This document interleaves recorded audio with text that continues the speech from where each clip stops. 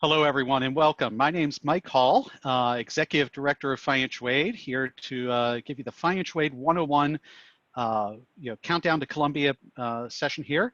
Along with me is David Schlachter from our Student Service Center on campus. David is a Senior Registration Financial Analyst with the Student Service Center. And today we're going to talk to you a little bit about financial aid, about the e-bill, and other financial matters related to starting up at Columbia. So we are very happy to have you here, and welcome to the Columbia family. With that, let's jump in. Okay. A couple of programming notes really before we get here. First off, this session can be viewed with closed captioning. So if you, in the bottom of your Zoom bar there, you should have a closed captioning option, and you can click on that for that. If you have questions, this is obviously not an interactive presentation at this time. It is a webinar setup. So you would have the Q&A tool at the bottom of your Zoom session. You can enter your questions there. Those are being monitored by Karel Samuel, member of my staff, who will, at the end of the session, present me with questions, and some to David if they're more towards the Student Service Center. And he'll be, between the two of us, we'll be happy to answer as much as we can there. And lastly, if you're busy taking notes or whatnot, just know that this session is being recorded and will be available at the Countdown to Columbia website. And additionally, I'll provide some information about where you can actually get a PDF of the slide deck as well once we get to the end of the presentation. Okay, so what are we covering today? Understanding the e-bill, payment options, right? So there's how do you actually pay the bill? What other options are available when you're paying the bill? Loans in particular, because that is certainly an option that a number of families will want to take. Billed versus unbilled expenses. When you looked at your financial aid letter, there were some pretty big numbers there. Not all of those are things that you have to write a check to Columbia about, but we also want to make sure that you know all of the costs, the full costs of attending Columbia when you enroll. And lastly, we'll talk about future planning, what happens in future years, reapplying for aid, and topics like that. Okay, so first off, financial aid, we view it really as a partnership between a couple of different parties here, right? So the first is, the family, that's where the parents come in, right? So we do ask the families reapply for financial aid every year. We understand the families that their financial situations can change and do change over time. So we do ask families to reapply for each year and keep us informed of what is happening with your situation. Next up is the student. So students do have a responsibility to certainly keep on top of their emails. That is hugely important. We will send everything to Columbia emails, and that's true from our office and other offices. So that the student's Columbia email account is a critical place for information and notices and updates to a number of different things there. We also ask that students submit various forms and whatnot on time for different things, whether that's the financial aid application, whether that's something for federal verification requirements, and a number of different things. Okay, and then there's our responsibility. So ours is certainly to determine financial aid eligibility, to help students understand what's going on with their aid, as well as at times what's going on with their bill, and to help you guide you through this process, which is particularly what we're doing today. All right, now before we really jump into all of this, I always want to check, even at this point, to make sure that your aid application is complete. And hopefully this is the case for everyone or for most of you, but I do know it is not the case for everyone, as there are a couple of things hanging out there for some families. In particular, the two items are our outside scholarship form. A number of families may have submitted this early. If you're now aware of new scholarships that a student has been awarded, or if you're the student and please fill out a new form and send that to our office. And federal verification. So this is something that may have happened when you initially applied. It's also something that may have happened since you've originally applied for aid, and now we need new documents. So the best way to track either of these is the very first item up there, which is our financial aid tracking link there. You will get that link via this PDF if you download that after the fact, or if you visit our website. Okay, and with that, I will turn it over to David to talk about the e-bill a little bit. David. Hello, good afternoon. My name is David Schlachter. I'm, as Mike mentioned, I'm a senior financial and registration analyst with the Student Service Center. The Student Service Center is the front-facing office that represents the Office of the Registrar and Student Financial Services. And we do serve the university as a whole. And we're responsible for, I'll get into a slide on what our responsibilities are versus the responsibilities of financial aid. But as far as the e-bill statement, the e-bill statement is a statement that you'll be emailed. As Mike mentioned, you need to check your emails. You're responsible for reading your emails. You'll get most of your information via email. You'll receive an e-bill notification with a link that will give you access to your billing statement. You can also access your billing statement through Student Services online. I'll get into that later. I'll also show you how you can make a payment, how you can get someone else access to your account. So if you want your parents to pay, if you have another person that wants to pay on your behalf and wants to receive your bill, I can show you how to do that. And also I can, do you need to make a full lump sum payment on the day of due date, or can you stagger your payment? So I'll go over that as well. Okay, Mike, you can move to the next slide.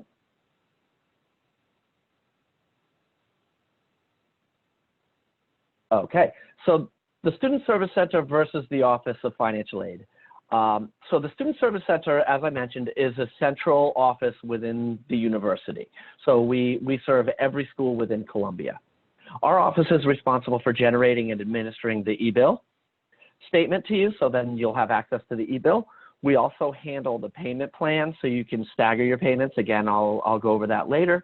And also out-of-pocket payments, for instance, when you want to make a e-check payment or some kind of 529 payment, that goes to the Office of Student Financial Services, which is we're the front-facing office for.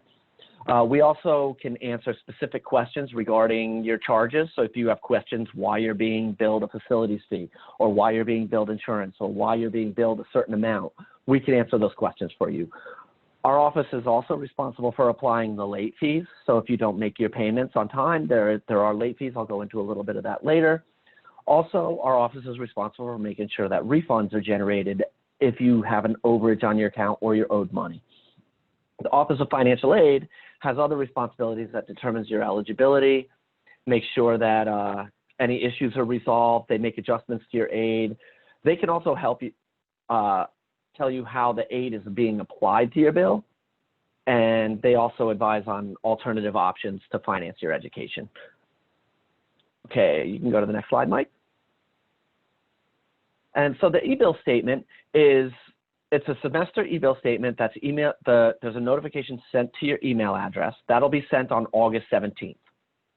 About once a month, a new e-bill is generated to incorporate any charges that may incur between that billing statement and the next billing statement. The first e-bill statement is due in full by September 18th, unless you've made other arrangements with a payment plan.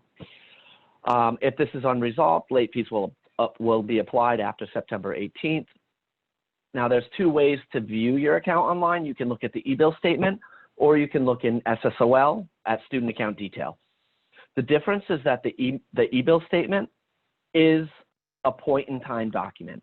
So on September 18th, you'll receive that document. That document is static and will not change until the next e-bill is issued a month later, after September 18th. Whereas if you want to see the current activity on your account that's updated daily, you'll go into Student Account Detail. And I'll show you screens of how you do that in a moment. Okay, you can go to the next screen, Mike. So this is Student Services Online. When you go into SSOL, you can click on your Account Detail and e-billing. You'll see that on the main menu, Account Detail and e-billing. You click on that and it'll take you to this page. This page here is where you can click to view your e-bill, which again, you'll see the blue arrow that says e-bill statement. That's where you click to see the static document that's updated once a month. That's also where you go to make payments. Then below that, you'll see another red box that says View Student Account Detail by Term. The View Student Account Detail by Term screen is updated every day. So if you make any changes to your account, if any financial aid disperses to your account and reduces the amount that you owe, that's where you will go to see that, as it's done on a daily basis, and it's updated every 24 hours. So that's a more real-time view of your student account, and you'll see what that looks like in a little bit as well. So next slide, Mike. Okay, so this is when you click on view your e-bill statement, this is what you will see. This page will open up at the bottom, the little blue arrow at the bottom. That is your e-bill statement, where you'll find your e-bill statement. So there's a whole menu on the left that shows you view and pay accounts, payment plan. This is where the payment plan is facilitated. This is where you can set up an authorized payer. An authorized payer is someone that will pay on your behalf and gets a copy of your e-bill. Do not give an authorized payer, do not give your parents access to SSOL. That is your account where you update your registration. That's where you update your contact information. This is your information, not your parents' information. So your parents should not have your password for this. You should set your parents up with an authorized payer account so they'll receive the bill and make payments on your behalf. Everything else is your information that is specific to you and is protected by the Family Education Right to Privacy Act, FERPA, where you need to give explicit permission to your parents in order for them to have this information. Okay, you can go to the next slide, Mike. Okay, so again, I went over this. This is the e-bill versus the current activity. There's the snapshot of your balance, and the e-bill statement is updated monthly as opposed to every day. The current activity screen does not show the due date. It doesn't tell you it, and it'll update with medical insurance waivers, course fees, etc. This is basically everything that I mentioned in the before screen, so if you need references to that, you can see this page. And you can go to the next page, Mike. This is the student account detail by term page. This is the one that's updated every day. You'll see all the way to the left, you'll see the date and description of when the charge or credit went on the student account. To the right, you'll see the charges and the credits. The charges are in the left-hand column. That's everything that you're being billed. And to the right are the credits, which is what has been applied to your account. Here you'll see the housing deposit is a $500 deposit that was received by the university. And the rest of the bill is $38,250. There is anticipated activity. So for instance, you'll see below, there's the anticipated activity that the Columbia grant is a credit for $20,703. The reason that's anticipated is because it has not dispersed to the student account yet, but it will be. It has been approved by the financial aid office and will be applied to the student's account. So then you can see all the way at the bottom what the balance will be after that anticipated activity is applied to the account. So that's what you would owe. And if you were enrolled in a payment plan, under the anticipated activity, you would see payment plan, and it would show the amount that you were signed up for the payment plan, which would be the total amount. And then at the bottom, you would see the amount that you owe is $0. Please note that that doesn't mean that your account is paid. That's only anticipated activity, and we're expecting that to be paid. So you can go to the next screen, Mike. And late fees. So late fees on the account will apply to the student account after September 18th due date. There's the one-time late fee of $150 is after the first billing due date. If you have enrolled in a payment plan, you will not incur late fees. Each late fee after that, so the next month when the next billing statement comes out and there's a billing due date in the month, if you don't pay off your balance by that date, 1.5% of your outstanding balance will be applied as a late fee. If you're planning to apply for loans or the payment plan, do it prior to the bill date and you'll avoid late fees. So next slide, Mike. Again, this is the student account detail by term. This is a little more detailed. This is a student that actually has more anticipated activity. So you can see that there's the Columbia grant, there's the private loan, there's the federal loan. And then at the bottom, you'll see that there's a credit on the account, that there's actually an overage. So you've actually, more money is going to Columbia than what is owed, causing a credit. Now, normally, this will trigger an automatic refund. In Student Services Online, it defaults to students participating in the automatic refund process. You can click on Refunds or Automatic Refund Process in SSOL to decline the automatic refund process. So if you want the funds to stay on a student account, you can decline the automatic refund, and these funds will stay on the account and apply to the next semester. If you want the refund to go back to you, you should set up direct deposit on that refund screen in Student Services Online, and the refund will be direct deposited automatically back into the student account if there's a credit. Please note that a refund will not be issued based on anticipated activity.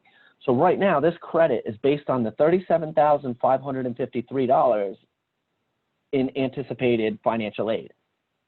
Because that's anticipated, it's not actualized yet. Therefore, the refund will not process. Once those funds are dispersed to the student account and those go above the anticipated line into the charges and credits fields, then the automatic refund will process, and a direct deposit will be sent to you. If you do not sign up for direct deposit, the refund process will take longer and a paper check will be mailed to the student's address. Okay, next slide.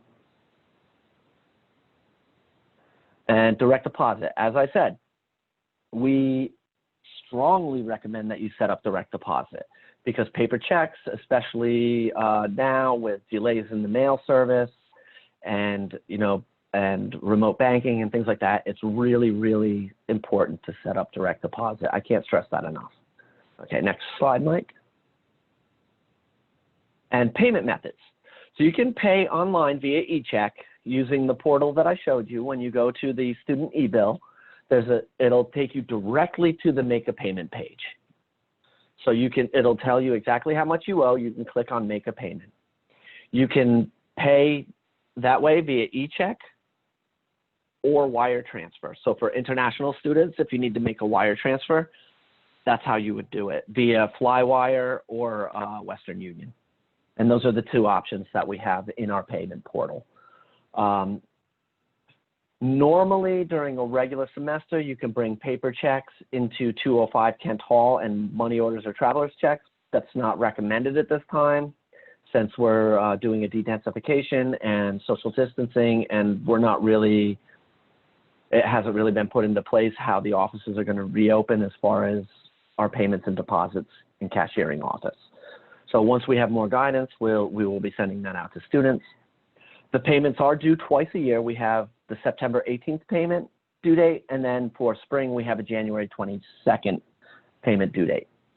Any payments or any charges incurred after that will show up on the later statements in the semester, and then you'll get a billing statement for that. But the main payments are due on September 18th and January 22nd. Okay, next slide, Mike. Again, these are the ways to pay. By electronic check, mail, and wire are recommended. If you're a sponsored student, you can go onto our website to Student Financial Services and look up sponsored students. We have a department for sponsored billing where if you are receiving funds from an organization, if you're receiving funds from your employer or your parent's employer that is paying for your tuition and fees, you will put your the agreement letter. You'll sign up for the sponsored billing. You'll upload your agreement letter that the organization has agreed to pay, and our sponsored billing department will send a bill directly to the organization paying that bill, and you are completely removed from the billing process. And it's that organization's responsibility to make the payment within 30 days of receiving the billing notification. And a college savings plan, that's a 529 plan, which is a state college savings plan. What you should do is have your 529 plan administrator send checks to the address on the right, the student account payments.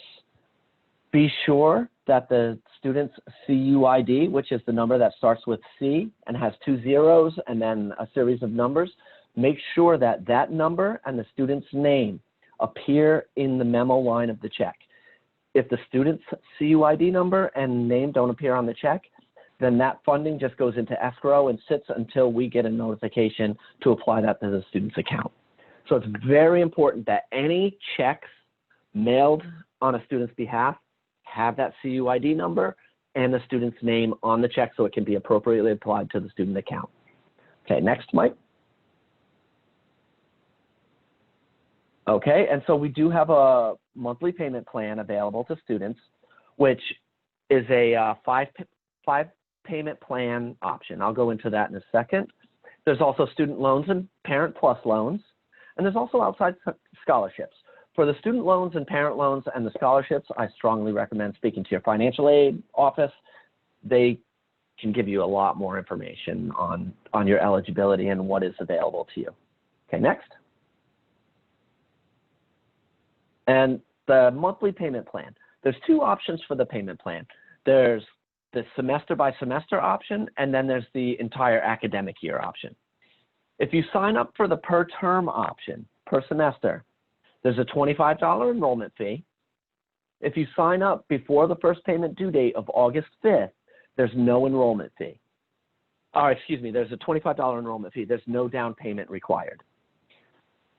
After August 5th, the payment plan will request a 20% down payment. It's not any kind of interest. It's nothing like that. There's no interest charged on the payment plans. What it is that after August 5th, the payment plan wants you to make that August 5th payment as a down payment. So it's basically just catching you up to the payment plan. If you enroll in the payment plan after the September 5th due date, it's going to request a 40% down payment to catch you up on the August and September payments. So there's no penalization for signing up late for the payment plan. It's just you have to pay the payments that were missed. Because the payment plan is standard for all students, we cannot adjust the payment dates because it is a standard payment plan that's facilitated by a third party. And all the payments are made on the 5th of each month. Unless the 5th of the month is a Sunday, then it'll push to the 6th of the month that Monday. The full year payment plan, if you enroll in it, it's a $45 enrollment fee. So you save $5 for enrolling in the entire academic year rather than doing just semester by semester. The payment plan starts August 5th, and the payments are due the 5th of every month from August until May. If your bill changes, so if you have course fees removed, you receive financial aid, something like that, whatever, if your bottom line balance changes, the payment plan will automatically rebalance your amount. And it normally does this. I know the presentation says twice per term, but it does it before each payment date. So it'll adjust once before the payment due date. And so if your payments, for instance, you receive financial aid and your payments are supposed to be decreased by the amount of your financial aid, the payment plan will automatically reduce the payments. So for instance, if you have 4 payments left and you receive financial aid of $1,000, what will happen is your plan will automatically rebalance and each of your remaining payments will be reduced by $250. So it spreads out the aid evenly among the remaining payments. If your bill increases, it'll also do the same. It'll increase your payments equally by the amount of the increase in the bill.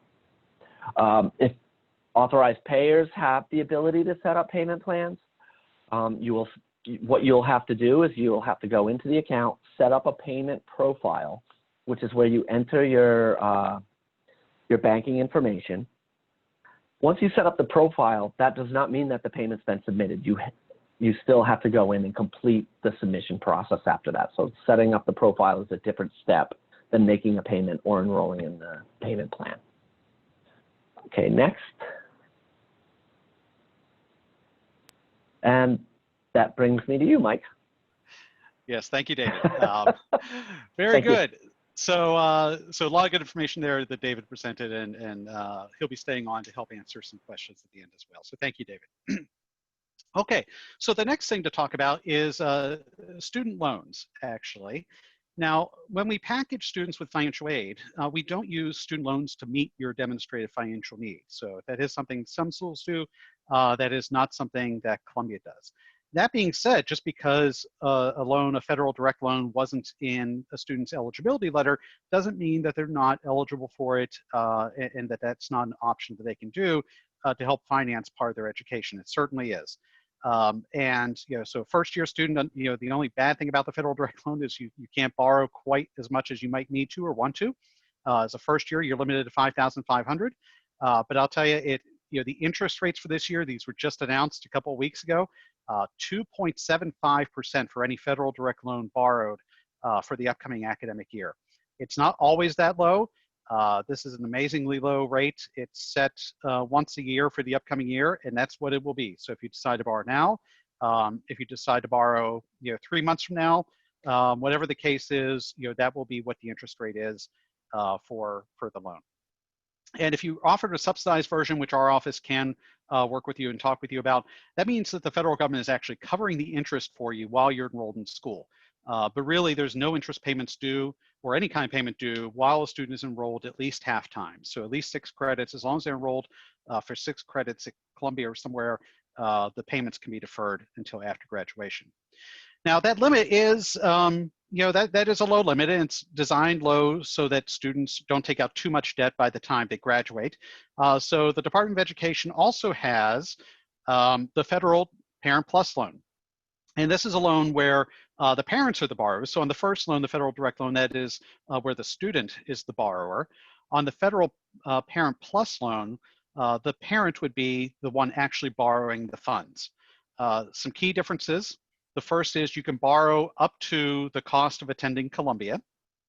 And the second thing is that the interest rate is a little bit higher at 5.3% for the upcoming year. So it's not a bad interest rate by any stretch, but it is not quite as good as a student loan. So if you're looking to borrow, we would recommend the student loan first, followed by the Parent Plus loan if you need additional funding beyond that. And with the Plus loan, you have 2 options with repayment. You can start repayment immediately as soon as you take out the loan or as soon as the funds are dispersed, or you can defer payments until after the student is finished with school. That being said, if you defer the payments, the interest will compound during that time it's being deferred. So deferring payments doesn't mean that you don't have to pay the interest or that the interest isn't accruing. It just means that you wouldn't have to make an actual payment while the student's enrolled in school. Okay, well, how do you apply for these loans, or at least find out some more information than on that slide? If you go to our website, the Financial Aid Office website, and click on payment options, you'll find educational loans. It'll look very much like this screenshot here.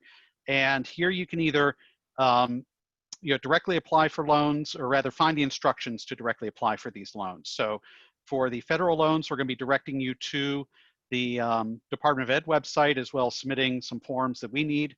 And for private loans, we just go over what the process is and how to look at that. But really, honestly, folks, with the private loans, you're much better off going the federal direct loan route first. Even if you're going to be borrowing a private loan, borrow as much as you can through the federal direct loans before borrowing anything through a private loan. The interest rates are so much better, the terms are better, all over. They're just going to be better than anything that any of the banks or other lenders are going to be able to provide you. But you can find a lot more information about that and what's available on our website by looking for our loan section.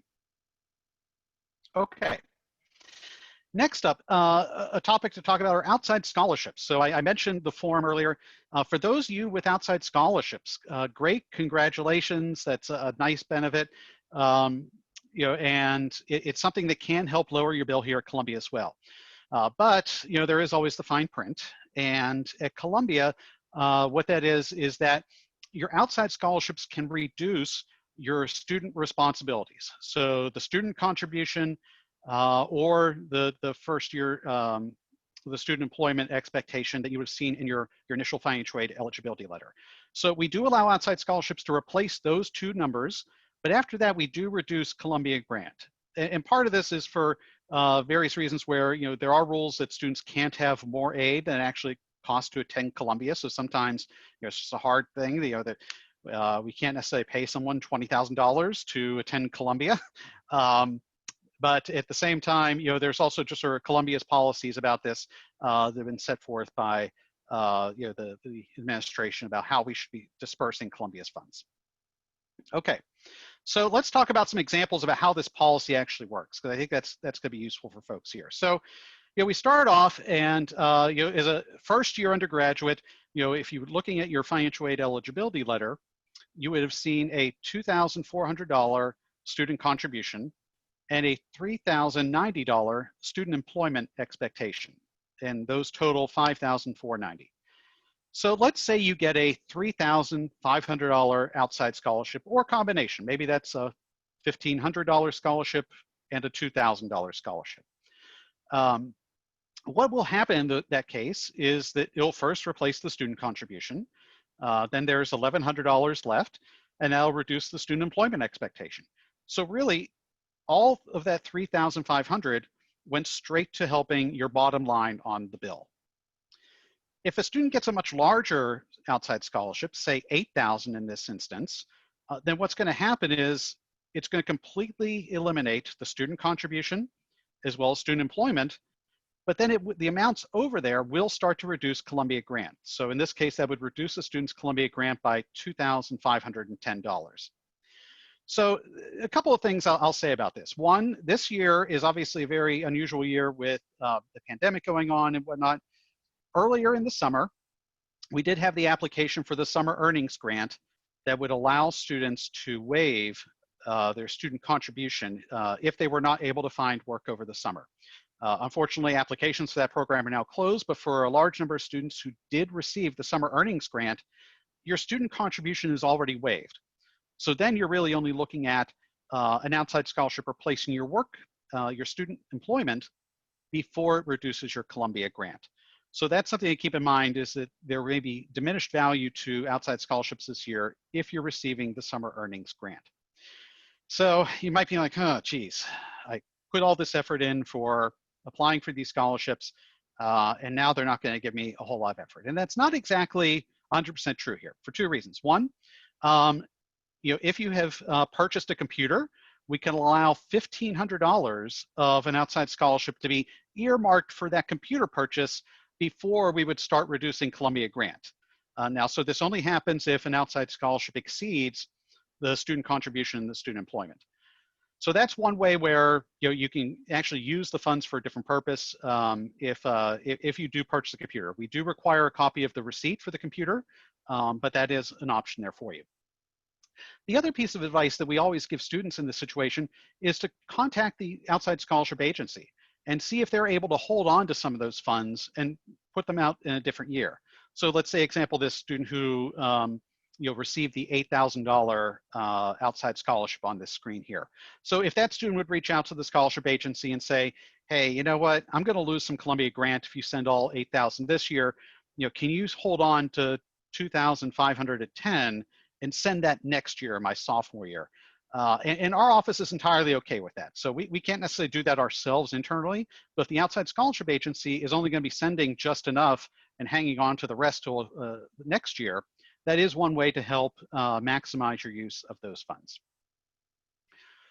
Okay, next up, we have health and insurance charges. Okay, so this can sometimes get a little complex, and certainly with students on campus, we want to make sure that they have appropriate medical care as well as insurance in case something happens on campus. Occasionally something does, where a student either falls ill, falls down and breaks a bone or something like that. So let's talk about what's happening there. You'll find two things on the e-bill that David was talking about earlier. The first is insurance charges, and the second is the health and related services fee that you will see on the e-bill. Okay, so let's take a look at those. So first off, here's SSOL again. And the first thing we're going to point out is the health and related services fee. Now, this is a fee that is required of all students who are going to be enrolled at Columbia, whether you're on campus or off. This goes to support Columbia Health. So that does include some things like the on-campus clinic. It also provides support in terms of guidance and Columbia Psychological Services, or Counseling Psychological Services, I'm sorry, they do remote appointments with students. This supports a number of health education initiatives by Columbia Health, and that is a required fee of all students enrolled at Columbia without exception, on or off campus. The next item we'll see here is the medical insurance line. Now this one's a little bit different here. So this is health insurance, just like most folks have through their employer and things like that. We do want to make sure that all students at Columbia do have appropriate medical insurance, and so that is a mandatory fee there. Now there is a way to have this waived though. There is a waiver process, and I'll get that to the next slide there. But everyone is defaultly enrolled into the Columbia Medical Insurance Plan unless they receive a waiver for it. Okay, so let's talk about this waiver for a second. So first, I'm sorry, actually, let me get to the cost. So the cost for the Columbia insurance is $1,400 for this coming fall. And for students enrolled in the spring term, it'll be $2,276.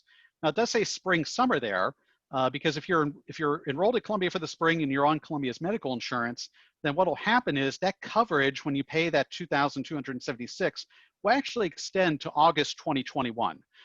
So it actually does cover a student for a full year, full calendar year, 12 months, when they do enroll in both terms of the Columbia Health Insurance. Now that is a lot of money, and it's not always covered by financial aid. Sometimes an outside scholarship will help cover that. So if you're like, well, yeah, Mike, that's $3,600. They're on my employer plan. As a parent, you're thinking that, or on Medicaid, things like that. There are ways to have this cost waived. And if you go to the Columbia Health website, so health.columbia.edu, there is a waiver application process that must be completed before September 30th. And in short, you go there, you fill out this form, you provide proof of insurance. The Columbia Health staff will review that documentation, and if they feel comfortable that the insurance is sufficient enough, they will actually waive the medical insurance requirement, and that will disappear from your bill. But if you don't fill out that form early enough, that will certainly be showing up on your e-bill. Okay, so we've been talking about the e-bill and all these things here. So another thing I want to talk with you about is the difference between billed and non-billed expenses. And this is very much a financial aid, sort of term and definition. So when we calculate your financial aid, it is a sum of both billed and unbilled expenses, right? We talk about tuition, we talk about fees, room and board. That being said, we also realize that there are other fees. There's books. We're not going to bill students for books. We're not going to buy books for students.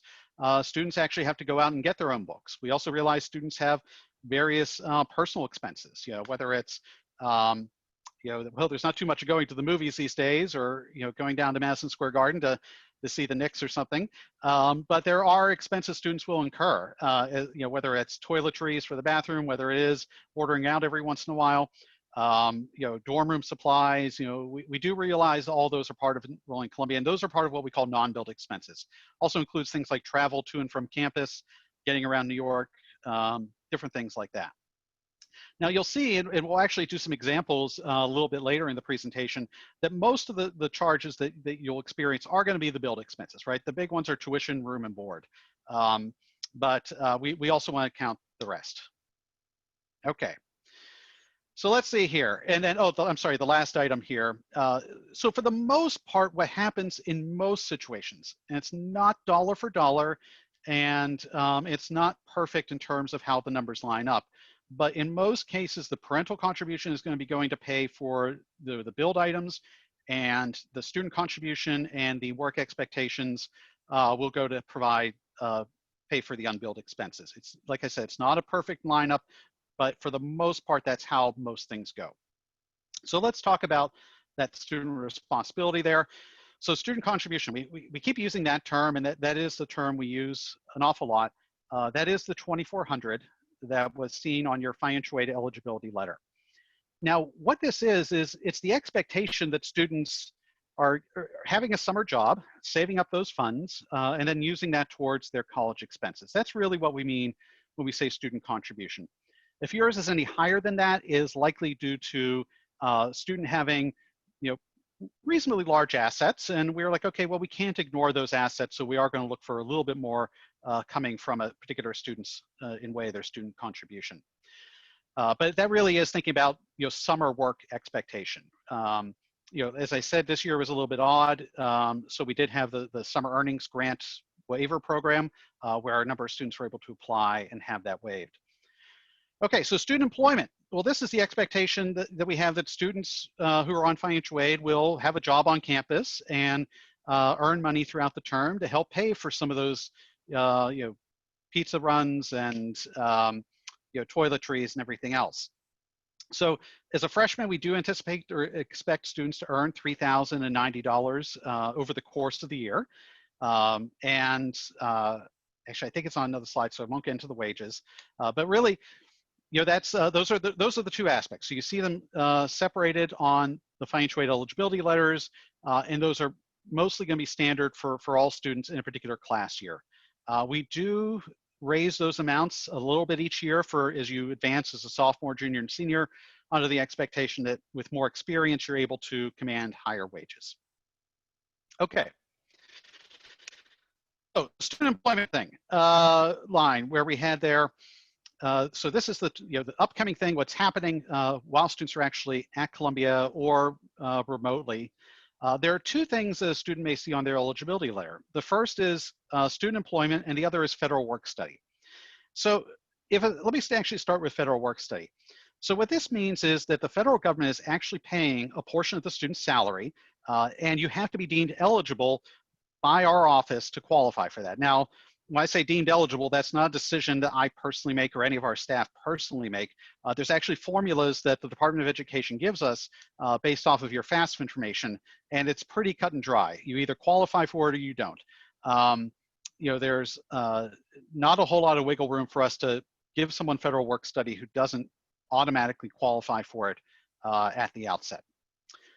That being said, we do have a work expectation, and if you don't qualify for federal work study, we do have what are called casual employment jobs on campus. And the big difference there being that the department themselves actually pays the full salary for the student, as opposed to splitting it with the federal government. So you will find some jobs in some departments that are federal work study only. Other departments will hire both casual students and federal work study students. And there's actually a handful of offices on campus who only hire casual students. Or only hire in a casual employment manner because they really just don't want to deal with the paperwork for federal work study. Okay. So the last part, I knew this was coming up here. So if you're looking at those amounts, minimum wage in New York is $15 an hour, and that applies for any work study job on campus as well. I'm proud to say that Columbia actually moved to $15 an hour before the rest of New York. We were actually rather proactive in that regard. But every job on campus pays $15 an hour minimum, and with some paying as high as $19.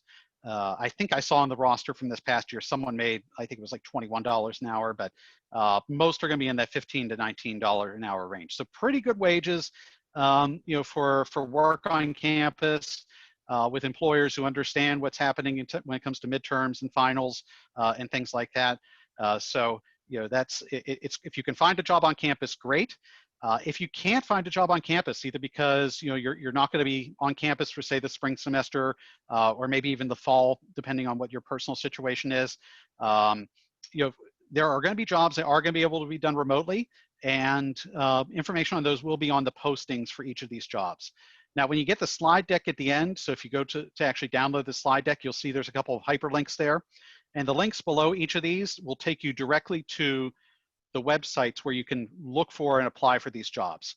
It's a little early right now to be applying for them, so don't get too excited about that. But certainly get familiar with the websites and where you'll find them posted. You certainly want to work out your course schedule with your CSA advisor before you would actually apply for jobs. Okay. Oh, the other key thing, this is actually a big question by a lot of folks. Work study earnings get paid directly to the student. They do not get credited to the bill in any way. You won't see them as an anticipated credit or anything else. You actually get a every other week paycheck if you have a work study position. So It's a separate direct deposit to set up, separate from the one David was talking about earlier. But that money does go directly to the student, which works out well if that's going to be helping to cover their actual expenses. Okay. So, Columbia has a lot of great students and they want to do lots of different things, and not all of them want to work in an office on campus or things like that.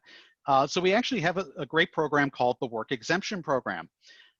So now there's the waiver programs that we had over the summer for the summer earnings grant. We're actually going to have another earning or waiver program at the very least for the fall, where students can apply to have the fall work expectation waived. But in general, this particular item, the Work Exemption Program, is actually an ongoing program.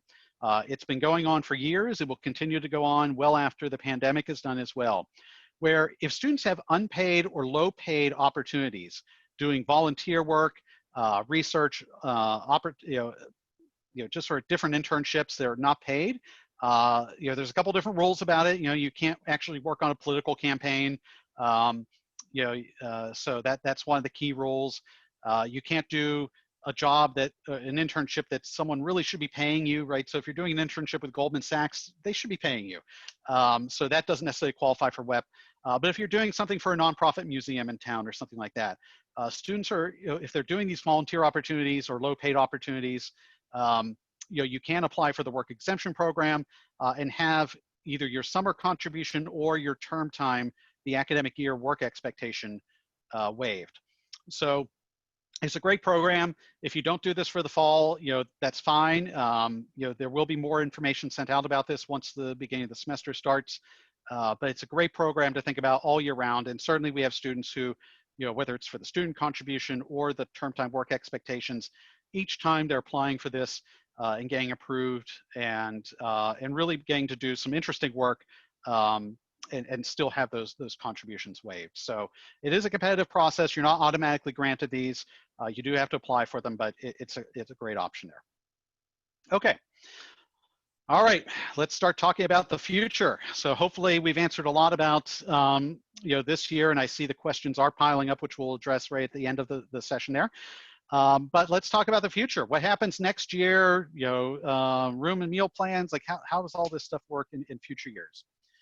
So the first off is you do, as I mentioned earlier, you do have to reapply for aid every year.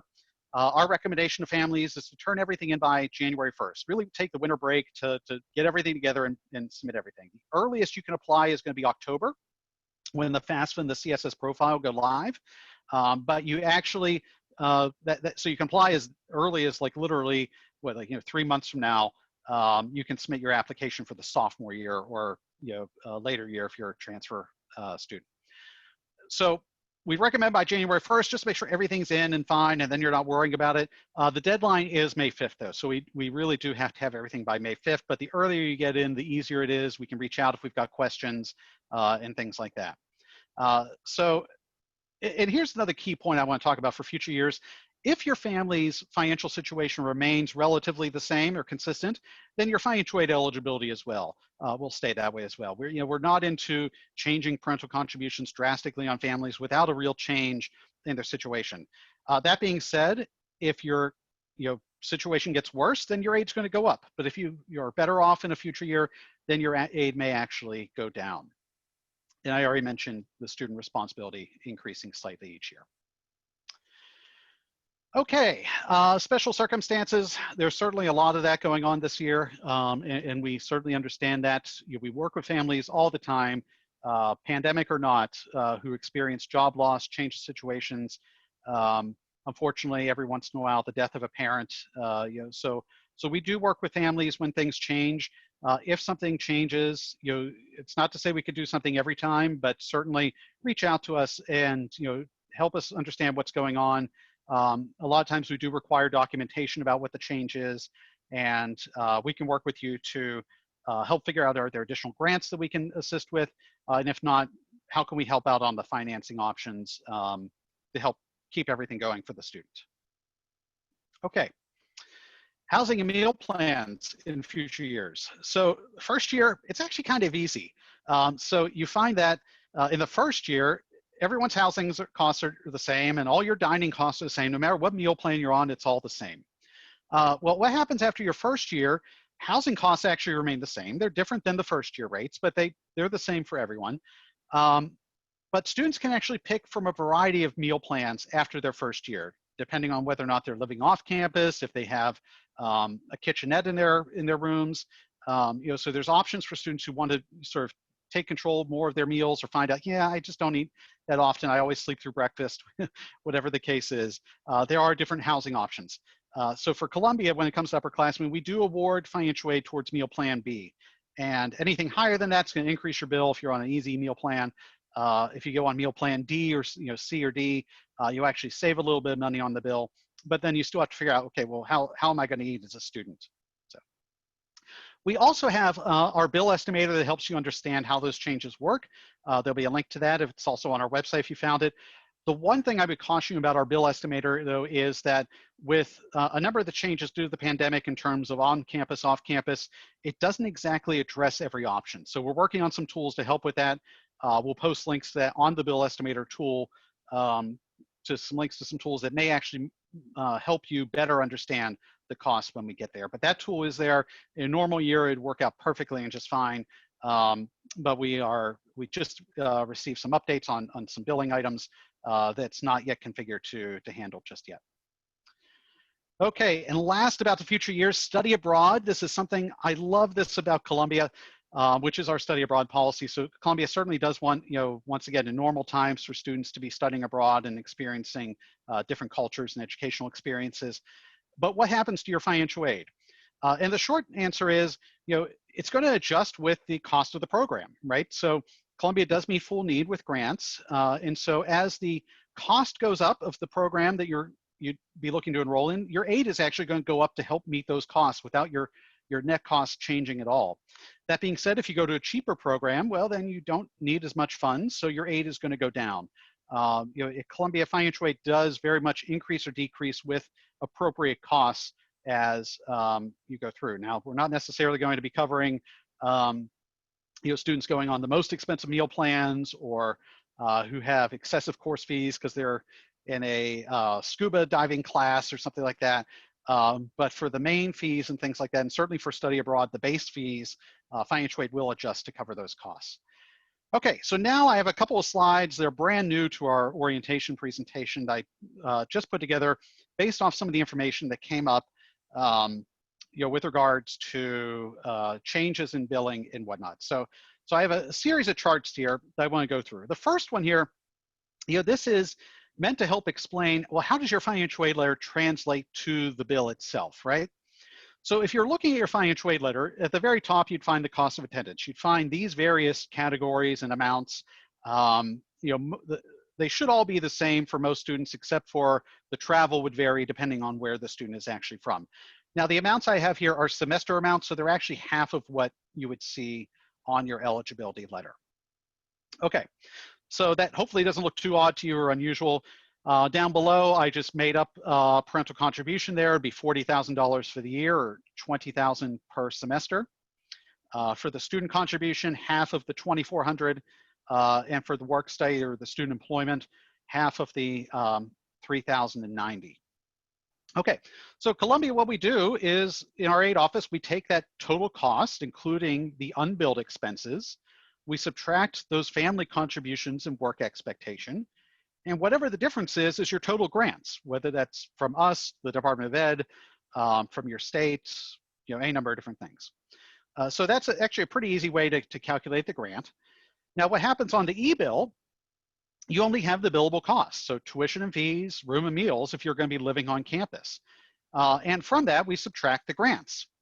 And then you have your amount due. So pretty straightforward thing there, as David was showing. You had those charges and you have your credits, and that leads to your amount due. And as we saw, or as I mentioned earlier, it doesn't exactly match up with the parent contribution, but it's relatively close. Okay, so the trustees just approved new tuition and fees and everything else, recently. And so what's happening with your costs? So tuition fees is now a little bit lower. Room and meals is now a little bit lower. We didn't change the unbilled expenses. So books and supplies are still gonna be the same. Personal expenses still gonna be the same. And if a student is on campus, the travel will remain what it was. So we have a lower total cost here, but at the same time, the family expectations are the same. So what does that mean? Well, unfortunately, it means the grants went down. And this is a key concept, and it also applies to future years, right? So if your family contributions stay the same, in the future years, even if tuition goes up, you're not necessarily paying more because our grants are going to go up to cover tuition increases. And that's nice. It helps with planning of like, okay, that's nothing happened. There's no change in number of children enrolled in college. You can pretty much know what to expect. But it does mean as costs go up or down, the grant will go up or down. So we go over on the right and we see, new tuition fees, new room and meals, but the grant's lower, but the amount due is actually the same. So I'll just kind of go back and forth here. We can see, what the original was. And if you look at that amount due, $20,976, that's the same with the new cost. So for families on aid, these adjustments to the costs don't necessarily change the amount due for a family. Now, the one exception here would be if a student applied for the summer earnings grant, then that would replace the $1,200 of the student contribution, and your bill for the fall would be $1,200 less. And if you end up applying for and receiving the student employment waiver that we'll talk more about at the beginning of the semester, then that would reduce your bill by another $1,545. Okay, so new students should be mostly living on campus this fall, but what happens in the spring whenever you're not on campus? Okay, well, your costs change, so your aid's going to change as well. So we have our costs here in the left-hand side, and it's interesting, right? So room and meals, $4,000. You may be asking yourself, what is Columbia going to charge me $4,000 because my student's not living there? And no, for financial aid purposes, we realize that you have expenses with the student living at home, and we are putting into what's called the cost of attendance a $4,000 allowance or marker, if you will, for those expenses. So when we look at that compared to the previous slide, so if we're just looking at that left-hand column now, so the costs are down from even the fall costs, which does mean the grants are going to go down, right? So in the fall, your grants will be $16,534 in this case. In the spring, they're actually going to be $14,591 because there's less costs. You maybe say, whoa, wait a minute, Mike, I got to put the kid up and my son or daughter up, and you're going to cut my aid. But the key thing to remember here is that if you look in the right-hand column, there's significantly less billed charges in the spring if a student is going to be off campus, or living at home for the spring term. So we still have that tuition and fees number there, but now there's no room and meals, and the grant is $14,591. So let's compare that amount due from last year to this year. So, or I'm sorry, from the fall term to the spring term. So if we look at the amount due to Columbia on the fall bill, it's $20,976 on the fall bill. And on the spring bill, your grants have gone down, but all those costs have changed too. And the amount due to Columbia is actually $4,000 less in this situation. So that is hopefully a primer on how to understand this. If you need to keep going back and look at these or comparing these, as I mentioned, this slide deck will be available at the end of the presentation, and I'll show you that link in a couple of slides, and you can certainly parse these out or try the numbers with some of your numbers as well there. Okay, so we're about to wrap up and start getting into questions, but we certainly want to, Dave and I wanted to share our office's contact information. So for financial aid and educational financing, right now, the best ways to reach us are via email and through a request for a virtual appointment. And the links for both of those are there. Virtual appointments on our contact us page, where we will be updating with how to reach us, when we are available for in-person appointments again. That information will be on the contact us page. And our hours are there for when we actually are open and on campus. Now, I can tell you that the determinations about how the offices are going to work when we get back to campus are not been fully made, but in normal times, you'd be able to come to our office most times on a regular workday and meet with a member of our staff. So for David's group at the Student Service Center, there's their email, ssc@columbia.edu, their telephone number, and their website there, which has a lot of good information on it. And so, both websites are great to visit and look at information there. Also, Mike, if I might add, sure. The telephone number on there is active. We do have a call center that answers calls. if they can't answer any of the questions that you do ask, they will escalate the incident to a senior analyst, so myself or one of the other senior analysts in our office. So we do have a tier 1 support that is available by phone to help answer billing and registration questions. Sure. And just to add there that unfortunately we've not been able to get ours up and running just yet. So there is no phone number to reach out to financial aid and educational financing at. That is something we are working on. We were just unfortunately not fully set up to be able to handle that when we made the transition to remote. Okay, so I did promise you a link to the presentation. So if you use that tiny URL there, you will find 2 things when you go to that page. One is a link to the PDF of this presentation. The other is a short survey we ask students to fill out, and it is geared towards students. You need your Columbia Uni login to actually access the survey. And we will be randomly selecting 5 students who complete the survey to send them some Columbia swag from the bookstore. So, so we do ask that you fill that out if you can. Just provide us a little bit more information about what you got out of the session and what you're looking forward to and things like that. But certainly there's a lot of information in the session in this slide deck, so go ahead and download that from that link there. And with that, I think it's time to start taking questions. We could take a couple of questions here. And Carell from our staff is here. I think she's been keeping track of this and she's going to be sending me some questions. Let me see here. Let me pull this up. So let's see here.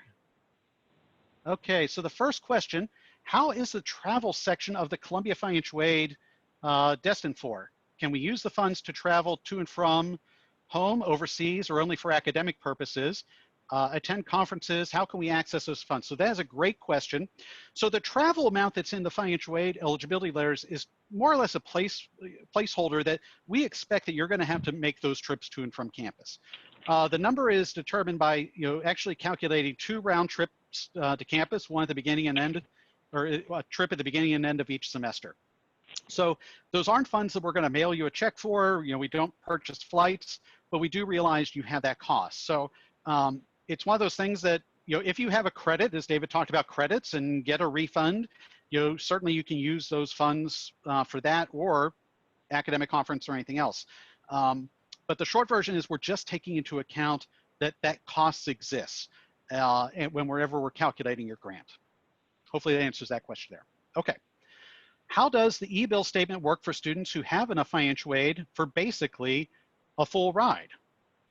So this is something that that David kind of talked about, and David, maybe I'll take a stab at this and then you can just add on. Oh, sure. Which is that, if your aid is covering everything on the e-bill, then you'll either have a 0 balance or a credit, which then is refunded to you. Sometimes there are students who are close and they actually do owe a little bit of amount, but that's pretty much it. So, David, anything you'd add? No, that's pretty much it. I mean, like I said, the aid will show up as anticipated before it's dispersed, and again, that'll represent a 0 balance. Sure. And so once that is posted to the account, it wipes away that balance, and there's no further action that the student will need to take. Sure. All right, David, I think this next one's for you. Can we pay by credit card? If so, any fee? Unfortunately, we do not have the option for paying by credit card. It's there's restrictions that are set up by the state and the federal government that prevent us from doing this on a large scale. So unfortunately, we do not accept credit cards. We do accept wire transfers, e-checks. We accept traveler's checks. We accept, unfortunately, that we can't accept credit cards. Okay, so next up, this is a very good question. How will work study occur with the quarantine/social distancing situation? If I study remotely for the year, will I still be expected to do work study? So let me take the first part first, which is there will be work study positions on campus that are going to be in person, but there's going to be a number that are going to be remote as well. So I think a lot of us in terms of offices have adapted to that in terms of being able to work remotely, and that would apply to work study students as well. So there are going to be both on campus and remote work study positions available. That's the first part. The second, so that would be even if you're on campus or even if you're remote. If you're remote, you can still apply for the remote positions. That being said, if you're studying remotely, are you still going to be expected to do work study? The short answer is initially yes. Now you can apply for this, the work study waiver program, the student employment waiver program that I mentioned. More information will be coming out about that when we get to the beginning of the semester. So check your Columbia email for information on that. If you're given that grant, then there's no expectation that you actually work for the fall term anyway. And then the spring term we'll see as we get closer to the spring term. Okay, next up, is it okay to authorize an outside scholarship organization as a payer as an alternative to sending a physical check? David, you want to take that one? Yeah, for that, I wouldn't recommend setting up an organization as an authorized payer, because then they're going to get your billing statement every month. And if they're making a one-time payment, what they can do is they can send in a check and just make sure to put your CUID or the student's CUID and the student's name in the memo line of the check. That way we know to apply it to that specific student. So be sure to provide the outside organization with your CUID number, which can be found in SSOL right at the top of SSOL in your information screen. Okay, very good. This next one is for you too. In setting up one's account for direct deposit, can one use an account number for one's country of residence, or does one need a US account number from the university? So I was just in a meeting with our refund team last week, and they are developing a international option for direct deposit. It's being worked on now. That's all going to be sent out to our international students. What it is, so for domestic students and people with U.S. bank accounts, so international students with U.S. bank accounts, we can automatically direct deposit right into that U.S. bank account. Unfortunately, because of the regulations set in place by the country and the commerce industry, there's restrictions on wiring money back and forth to countries. So what we're working on now is a wire transfer process to be able to wire transfer into international accounts. So that should be rolling out very soon. And so there will be an option for international students to have a wire transfer be done to international accounts. So stay tuned on that. Well, you'll receive email information on that. Okay, great. All right, also on the international front, this one looks like it's for me. Can international students receive student loans in the US? Great question. So the short answer to that is you can't apply for the federal loan options that I mentioned, the federal direct loan or the Parent Plus loans. Those are only available to US citizens and eligible non-citizens, so permanent residents and a couple other small groups. That being said, students, international students can apply for loans, private loans, through any number of different lenders. A number of those do require a US cosigner, but there are a couple that do not. And you can find a lot more information on that on our website under the loans section. And I think I'll take like maybe one, let's see, I've got one more question here, and then Carell, maybe one more after that, and then I think we're gonna have to wrap it up. Okay, so let's see here. Since our kids are only on campus for one term, but registered as a full-time students, do we need to pay insurance for both terms? Can Columbia cover the cost of health insurance, or can it only be covered by outside scholarships? Great questions here. So for the first part of that, do you need to pay health insurance for both terms? What I would say is that's actually a determination by Columbia Health. And if you go to health.columbia.edu, you'll find a link to the insurance office, and I would direct that question to them directly. Can Columbia cover the cost of health insurance that can only be covered by outside scholarships? So there are some situations where we do cover it, but not for the majority of students. So if you're an international student, you know, on pretty high aid, you know, you certainly reach out to us. We understand that there are really no international insurance options that will come here. Also, if you're a very high need student, so if your parental contribution is under $5,000 or so, and you know, you're not able to qualify for, you know, Medicaid in your home state or something like that, reach out to us and we may be able to help in that regard. But for most students, we aren't able to help with that with grant purposes. You know, although just because we're not able to do it with grant, if you want to use a loan option to help cover that expense, that is an option there as well. But really, if you're not interested in having that covered, especially when the student is not on campus, please contact Columbia Health. Related to that, actually, even if the student is on campus, if your current medical insurance is still applicable to students here in New York, physically in New York, you can still apply to have that waived and get that waived from the bill. So as long as the key thing is that a student be insured and that insurance work where they are here in, in New York City while they're on campus. So if you're on a great plan that will cover things for the student while they're studying in college, usually Columbia Health will waive the requirement in the billable item in that case. Okay. Mike, so the last question. Mike, I'd ahead, like David. to. Oh, Yep. I'd like to just add to that there are deadlines for each semester to waive the insurance. So be sure to go to the Health Services website and check what the deadlines are to submit the waiver for each semester. Yeah. And for the fall, that is September 30th. And I can tell you, with some departments with billing and whatnot, you can get them to give you a little leeway, but the insurance office, if you miss that deadline, you're at least paying for some insurance for that semester. So, and that's because they're yeah. bound by the insurance regulations of the country that are very strict. Yeah. Yeah. Okay. So the last one, can the student loan cover the parent contribution? That is actually a very good question.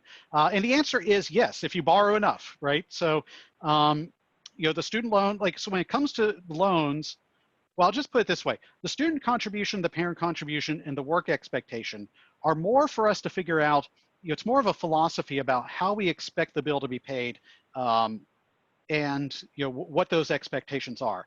Beyond that, how you actually pay the bill is entirely up to you as a family. So you can use a student loan to cover the parent contribution.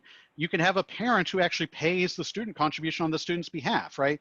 These are not line items on the bill, right? So if you look at the statement, the e-bill statements that David showed whenever you get to the presentation, you will not see, oh, here's where you pay the student contribution, here's where you pay the parent contribution. It's here's the bill. And really those items are just used to figure out what your grant should be, and they're not itemized on the bill. So how you pay the bill is entirely up to you as a student and family. Whether that's paying out of pocket, whether that's parents paying for everything. Fortunately, we do have some situations, especially in some very high need families, where the parents can't even afford the small parent contribution and the student ends up paying the parent contribution. So, it's really up to the student and the parents to figure out how to pay the balance. We're certainly here to advise and offer options and help, but it's really up to you once we get to that point. Okay, well, I'd like to thank David for joining me in the presentation today. Thank all of you for joining us.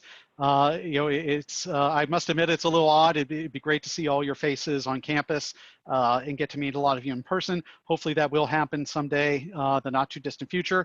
If you have other questions we didn't address at this point, by all means, please email those to our respective offices. If it's about actual payment and payment methods, in the billing, that would be the Student Service Center, David's group. If it's about your financial aid and loans or what can apply to what, those would be to financial aid and educational financing. So send those to our group. And that's about it. So everyone, have a great day today. Thank you, everyone, and congratulations.